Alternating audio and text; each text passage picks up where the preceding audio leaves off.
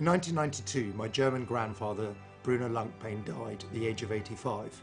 He'd been a loud, bon vivant, colourful, charismatic and deeply mysterious presence in my life up to that point. But it was only in the weeks after his death that I finally managed to prise out of my mother, his daughter, the one extraordinary fact that had eluded me my entire life till that point, namely what it was exactly that he'd been doing during the war. It's a question that any German his age necessarily prompts in the mind of those who come after, having been born in Prussia in 1906, which put him plumb in the middle of that generation around which the Third Reich later got built. It was only a few weeks after he died when I finally managed to prise out of my mother two tiny, terrifying, sibilant syllables. He'd been in the SS.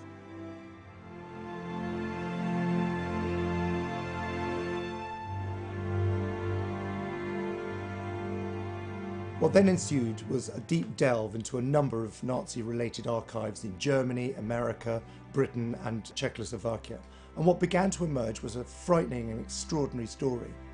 What I discovered in writing the book was that, in fact, far from being contradictory emotions, the personal shock involved with discovering the terrible things my grandfather had perpetrated or had been associated with, and on the other, the more dispassionate attempt at analysing a historical personality, actually they fed into each other, in that I had such a clear picture and, if you like, memory of a sound. I could hear his voice, I could see his face, I could call to mind that particular combination of arrogance, declamatoriness, his sweeping demand always to have the last word, and a kind of afterglow, if you like, in his eyes of a man who'd known and had not finally ever really repented for the fact that 22 years of being a Nazi had been the most extraordinary, fulfilling, proud years of his life.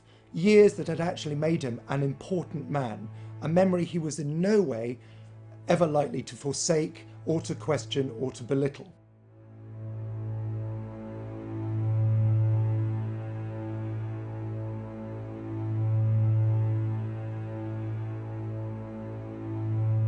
What's extraordinary about this photograph was that it had lain for years in a photo album at home, and I'd taken one look at it and thought nothing of it. Because there's no distinctive SS on his uniform, it never occurred to me that that's what that uniform signified.